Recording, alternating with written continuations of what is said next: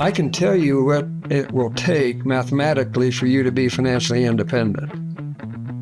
But it's not going to make you feel any particular way because you can't feel that number.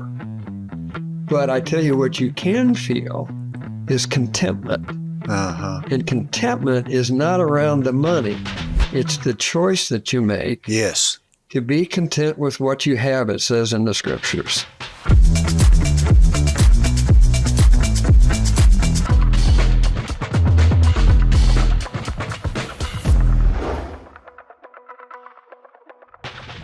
And welcome to Inspiring Courageous Faith. I am your host, Dennis Rainey. I have got a terrific guest that's with us here on the podcast today. His name is Ron Blue. Ron, welcome to the podcast. Well, I'm delighted, Dennis, to be with an old friend. Yeah. You moved from hot Atlanta just like we are in Little Rock, and it's hotter than blue blazes in Atlanta and Little Rock right now, but you're up in Indiana. What was the temperature this morning in Indiana? Actually, the heat wave broke last night. Okay. It was 72 this morning and a high of 77 today. Oh, wow. Man. That's a big time change. That is a big time change. Well, Ron has been training individuals and families, giving them wisdom and courage about money since 1979. We've got several things in common. One we may talk about briefly, but his work through Ron Blue Trust was actually helped start by Dr. Howard Hendricks, who helped us start Family Life back in the 70s as well. Ron has written 18 books, including the bestseller, Mastering Your Money. And he started that which has become the largest Christian financial advice firm, now called Blue Trust, which has over $3 billion under management. And now he's working on Christian colleges and universities to create tools and training for the next generation of college students called the Ron Blue Institute. And Ron, how's that going? When I ran into you the other day, I didn't get a chance to get a debrief. Well, it's going really, really well, Dennis. And I would summarize it this way. When the Lord gave us the opportunity through the Ron Blue Institute, two things happened, and now a third thing's getting ready to happen. The first thing that happened was that we moved biblical finance into academia for thought leadership coming out of academia. You think there's a need for that, Ron? We've got 60 universities that we're working with that are teaching biblical finance now. That's terrific. And when I started 12 years ago, there were none. The second thing that happened was that the advisors that I had been training, Wall Street didn't recognize our certification of them until we moved it into the university and we made it academically rigorous. So I went from a 20-hour program to a 120-hour program. Wow. And now every major brokerage house, Merrill Lynch, JP Morgan, Raymond James, Edward Jones, all of them are supporting our certification because they have found that the Christian financial advisor is the best advisor that they can hire. And they've researched that. Standard & Poor's, for example, last Friday contacted us and said that they are developing an S&P measurement for Christian investments. Oh, wow. Good for you. So we now we've got the academic credibility and we've got the wealth management credibility. And then the third thing is that we're now in 10 different churches and pilot program trying to bring our information into the church world in a whole new way of doing it. That's really cool. It's always been product driven, and we're convincing the churches, make it a ministry of your church. Yes. It's not a product and it's not a program. Yes. It should be a ministry. Well, so hopefully there'll be a few churches that will get this podcast and maybe shake loose and join the tribe. Yeah. Ron and his wife, Judy, have been married for 60 years. Barbara and I are just pups. We've only been married 52. And they have 5 children, 13 grandchildren, and 5 great-grandchildren. And Ron, I'm just going to ask you right out of the gate here, my favorite question that is the signature question for this podcast, because I think courage begets courage. Others take heart when they hear of another man or woman who has demonstrated courage. And that question is this: what is the most courageous thing you have ever done? And courage is not the absence of fear. It's doing your duty in the face of fear. So I've given you 20 seconds here, Ron, to think about it. How would you answer that question? Well, it has to be when I decided to leave the business world and enter the ministry world. Huh. I had a CPA firm that I had started. I'd been on Wall Street working for 10 years. And I was making $150,000 a year. I had a net worth of $1 million, belonged to 2 country clubs, was 35 years old, and I had made it. And I was reading in Philippians chapter 3, where Paul said, I gave all that up in order to follow Christ. And I was sitting in my den, and I read that, and I wrote down in my Bible, would I be willing to give up? And I listed everything that was there, the $150,000, the $1 million, and so forth, and came to the conclusion that yes, I would, even though I had a family of 4 children at that time. The oldest was 11, and we were being asked to move from Indianapolis to Atlanta, where we didn't know anybody. And so we left our home. We lived a mile from my mother-in-law and just close to my parents. And, you know, in retrospect, I said, I'm not so sure that I would have given anybody the advice to do what I did, because it was hard. I made 11 trips to Africa in 24 months. Judy got pregnant, had a bad pregnancy, difficult pregnancy, and it was a difficult child, and he had colic. And she called me at the office after 2 years and said, how do you get unchristian? I'm sorry for laughing, but I've never heard that question ever asked before. I get it, though. I get it. Yeah. She said, if this is the abundant life, I've had all the abundance I can take. And that's what led us to starting what became Ronald Blue & Company, the financial planning firm, because we went to a Farrell's ice cream shop. We sat down. We went through a process of saying, what do we want to do in the future? And the best choice would have been to go back to Indianapolis. But the risk of going back to Indianapolis was that we came out of a very materialistic lifestyle. And we said, if we get back into that, there's a really good chance with 5 children that we would lose 1 or more to materialism. Yeah. And we were unwilling to take that risk. So I guess I'm somewhat of a visionary and an entrepreneur. So I started 5 different things. And so starting something new was not fearful, just because I had done it once already. But when I look at it, so I say, it did take a lot of courage to do it, but I would change that to, it took a lot of faith to do it. Yeah, yeah. It was really a faith-based decision and not a courageous decision, because I believed that this is what God wanted me to do, and I did it. And now I look back after 50 years, and I cannot believe what God has done in 50 years. Yeah.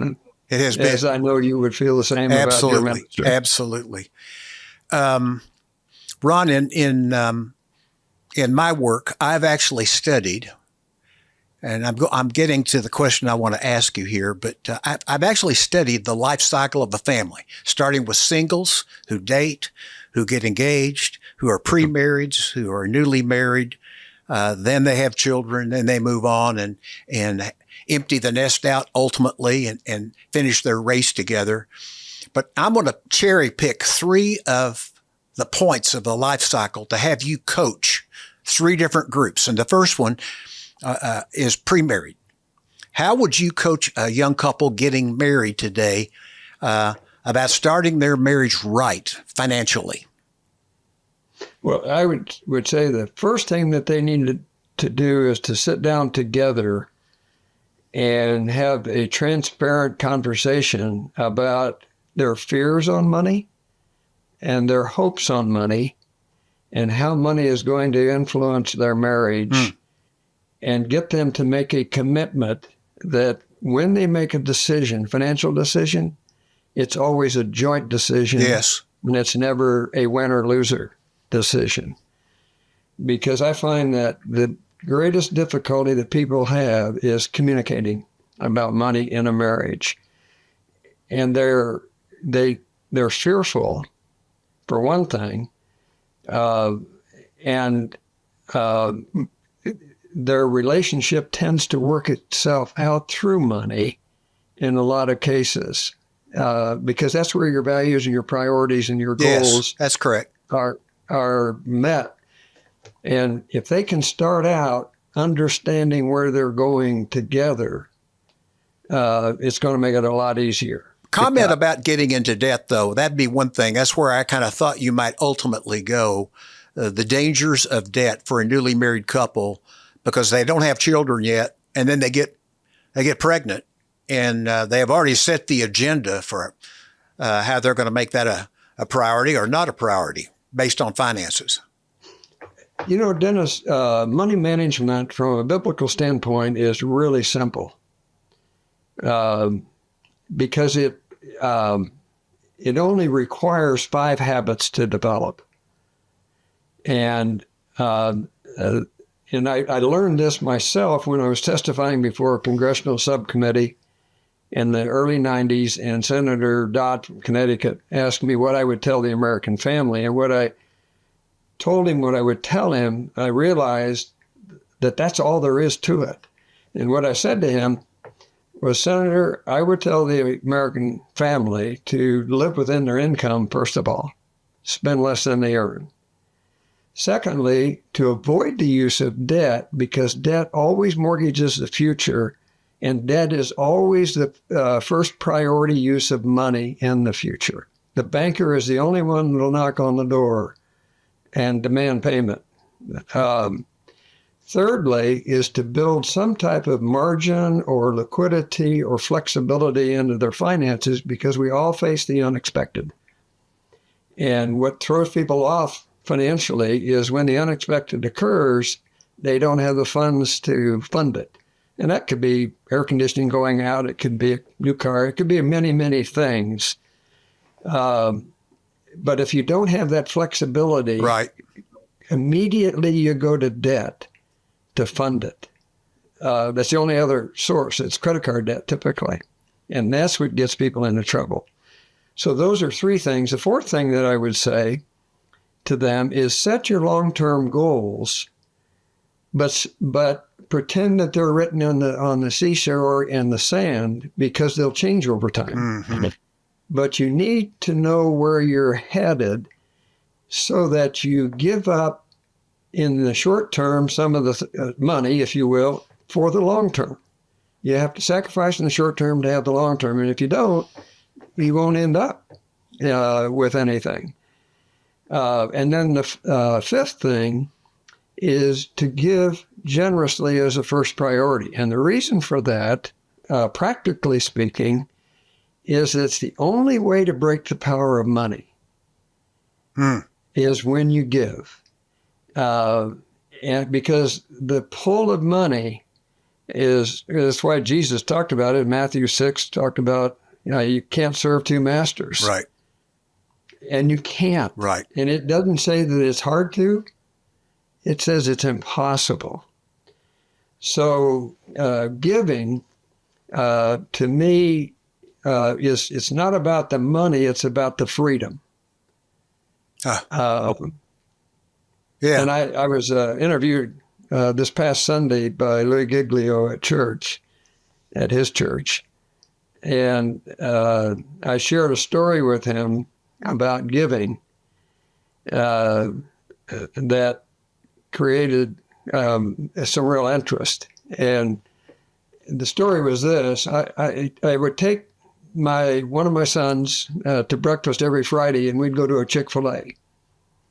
And at that Chick-fil-A was a Hispanic lady that waited on us every Friday morning. And she always had a joyful smile on her face, and just as a delightful person. And I was walking out of the restaurant once, and I thought, you tip waiters. Why don't we tip people at the fast food place? And so I walked back in, and I said to her, can you take tips here? And she said, yes. I said, great. So I turned around and walked out, and I got to the door again and reached in my pocket, and I pulled out a $20 bill. I was going to go back and give it to her. And the Lord said, you cheapskate. So you had some more money in your wallet that you were holding on to. I had a lot of 20s in my wallet. Okay. So I put 5 of them together and folded them over, went back and gave her the $100. And the next week, I was back in there again, and she came over to thank me for the gift from the previous week. She said, I needed a set of tires when you gave me that money. Yeah. She said, but my daughter came home from school that night, and there had been a family in her high school that had had a fire, and they'd lost everything. Wow. And she said, they needed that $100 more than I did. She said, so I gave that money to them. And I thought, I gave out of my abundance, and she gave out of her poverty. Yes. And that taught me a lot. And so from that point on, that's been many years now, I do a lot of just cash giving. It's not about the deduction, it's about the person. I love going in the airport and finding that person that cleans the bathroom. Yes. And give them some money. Yes. They're always they're the unseen. Yes. And I look for the unseen. And Judy and I are totally in agreement with that. She's more generous than what I am, but she had me chasing the UPS driver down the street to give him a tip. I'll tell you, just to kind of underscore what you just said, I was told by the widow of J.B. Hunt, that's Hunt Trucking Company, Transport. And she told me this story that J.B., who was a billionaire at the time, came home and said, well, I turned 65. Should I take Social Security? And they talked about it.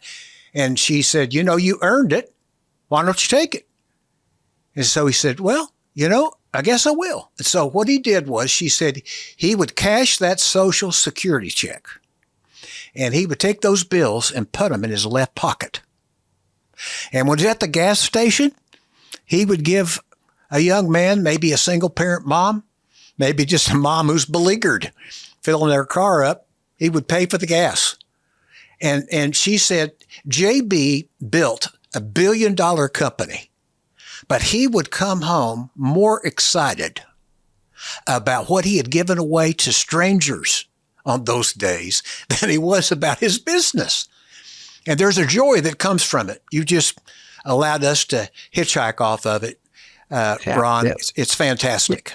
We got to move on to the next aspect of the family life cycle that I want you to talk about. Talk to parents who are raising the next generation of young people. They may be everywhere from rugrats all the way to teenagers to adult children. Talk to parents about what do they need to teach their children about being good stewards according to God's standards.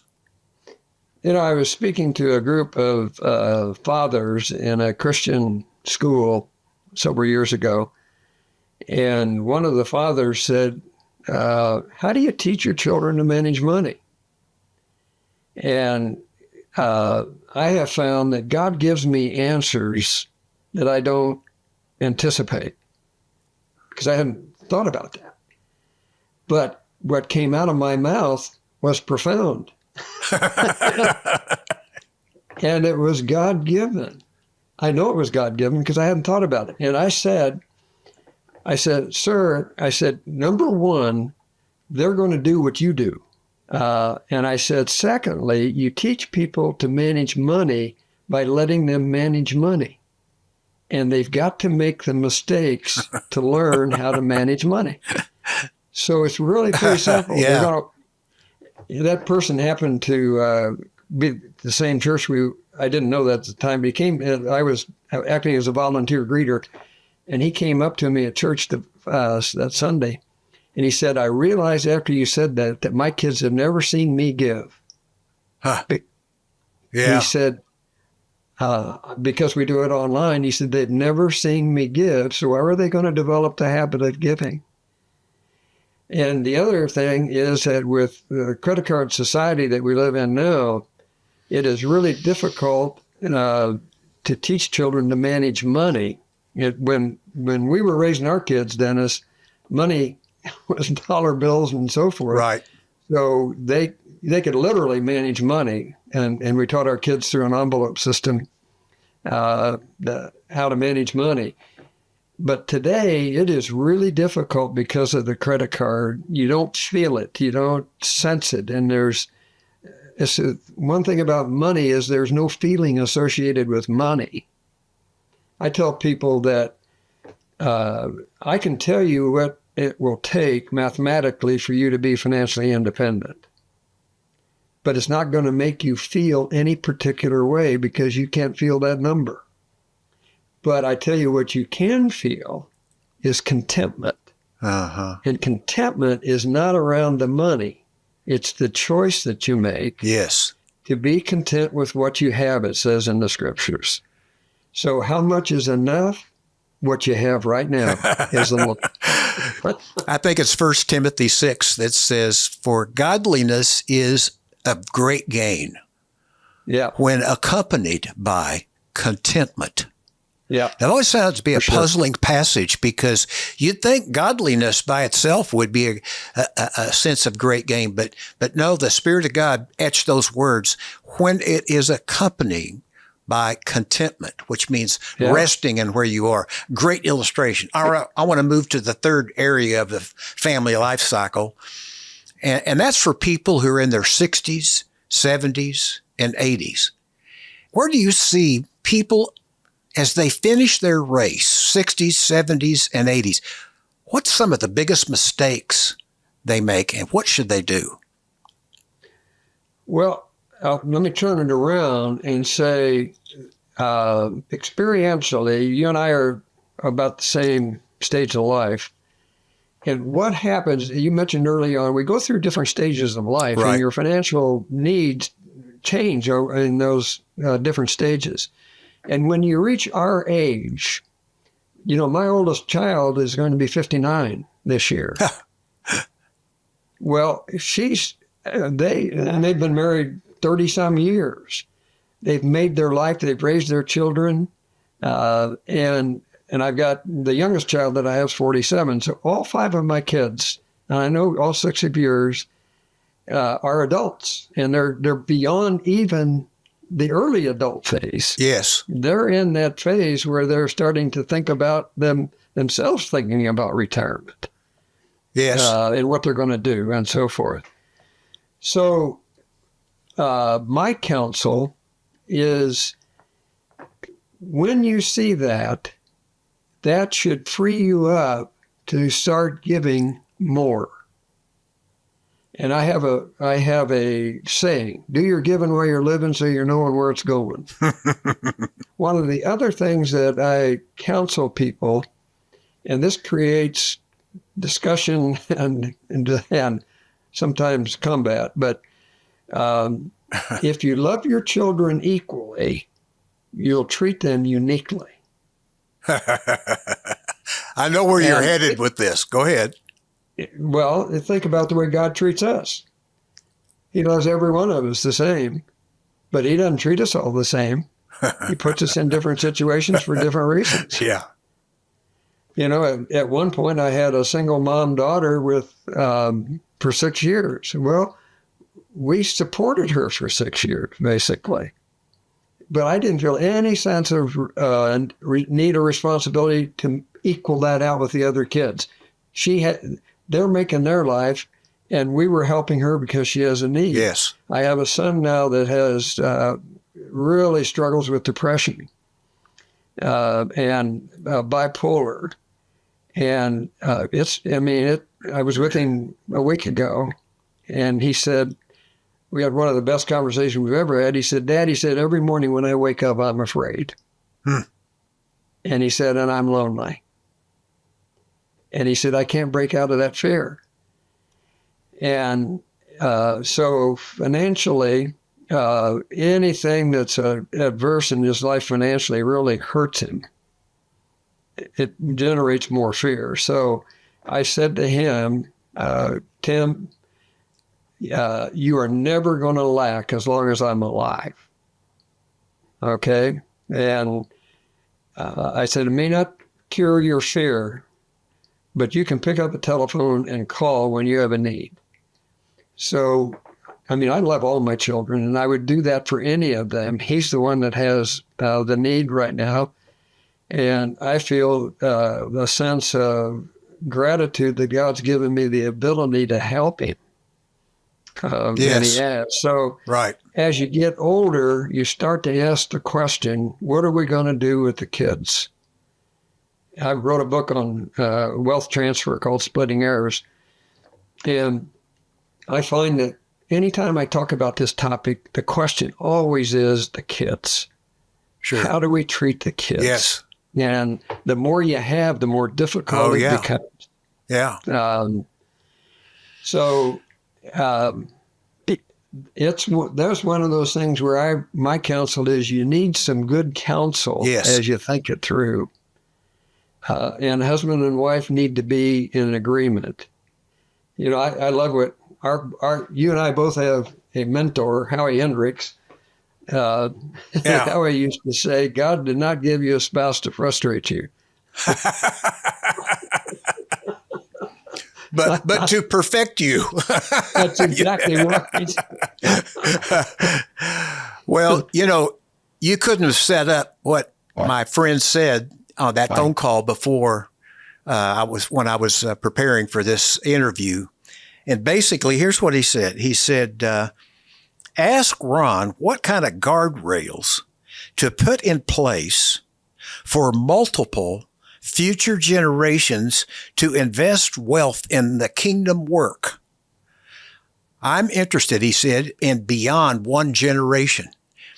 And this is a man who's got some significant wealth. He's really dead serious about this. How do we go about it? So anyway. There's not one answer to that question, okay? Because circumstances are different in every situation. But I do think my counsel would be, first of all, ask yourself the question, if we gave and pick the number, $1 million to one of your children, what is the worst thing that can happen? And we had 5 kids, and it took us 2 years to answer that question for each one of the 5, because it was different. So just as an illustration, we had one of our daughters married a young man from Alabama whose dad taught him that it was the husband's responsibility to take care of his family. And he was the provider. And he grew up in a 900 square foot home. They didn't have anything, but he brought that value into the marriage. And when we were asking this question, it was 20 some years ago now, we said, well, what's the worst thing that happened if we left $1 million to them? And the answer was he would have taken away his opportunity to provide. Mm-hmm. And the second question was, how serious is that? And the answer was really serious. I agree. And the third question was, how likely is it to occur? And the answer was almost certain.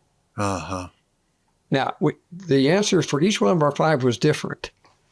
And today, 25 years later, that young man is the president of a bank. So the answer to the question for them is totally different today than it was 25 years ago. Yes. But if you ask that question, the default position always says equal. Yes, it does. But I believe that God creates us uniquely. Now, it takes a lot of preparation, a lot of maturity to be able to do what I'm talking about. But I would ask this, and I would say this, there are some principles to follow. Number 1 is the wisdom principle. And if you haven't passed wisdom, the worst thing you can do is pass wealth. Mm-hmm. Because wealth will never create wisdom, but wisdom will create wealth. So the wisdom principle is one. Secondly, is the unity principle. And that is that the wife typically knows the children better than the husband does, I think. And she has the intuitive knowledge of them that I never will have. But God, again, gave us together to make that decision. But I need to be listening to my wife, and she needs to be listening to me. We need to be unified on this. And the third one is the treasure principle. You can't take it with you, but you can send it on ahead. Yes. Yes. Okay. So a principle-based process of asking the right question so that you can get the right answer. If you don't ask the right question, you never get the right answer.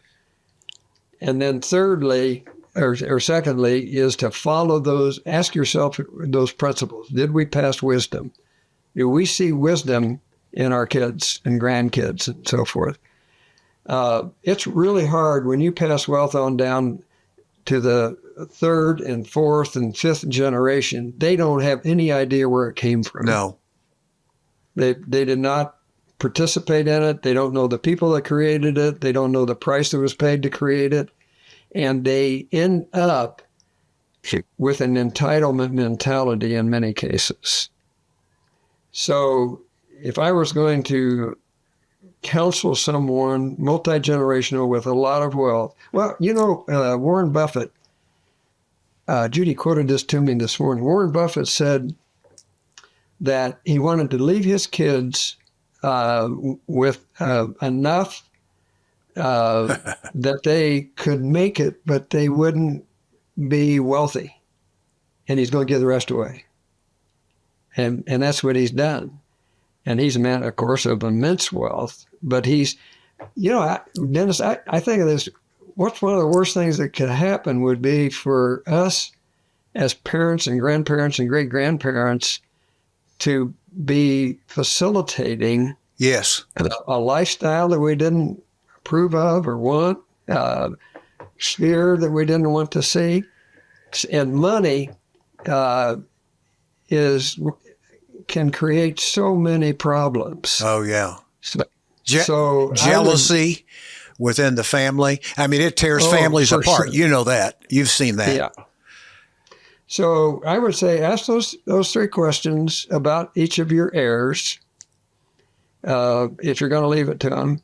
And secondly, ask yourself those 3 questions in terms of the principles, the wisdom principle, unity principle, and treasure principle. Are you following them? And I would say this also, don't talk tools and techniques on the front end. In other words, one of the biggest problems in wealth transfer and estate planning is that when you start talking to the attorneys, they start giving you all the tools that you can use to avoid taxes. But that's not the issue. Right. The issue is the distribution of the wealth, and then the tools and the techniques can be used, but they should never be the driver. They should be what helps you. So, well, Ron, I got a lot more questions, and I think what I want to do is I want to do a second podcast. Okay. And for those regular viewers, they'll have to come back next week and listen to it. And Ron Blue's been with us. If you haven't got his book, it's called Mastering Your Money. Isn't that right? The name of the book? Master Your Money. Master is Your the Money. First book I wrote. Yeah. And that's one of the first ones, and I think maybe his best. You got one you like better, though, Ron, than that one? No, yeah, I've written 18. about Yeah. 17, 18 books, but the Master Your Money is still going strong. It's in its 35th printing, and There you go. There you go. that's it. And we're revising it again, and it's going to outlive me, that's for sure. Well, we need to get busy cutting this second podcast. So Okay. to you as a listener, come back, or a viewer, come back next week, and you'll get Ron Blue Part 2. Thanks for joining us. We'll see you. Go to therainies.org/podcast for more inspiring, courageous faith content.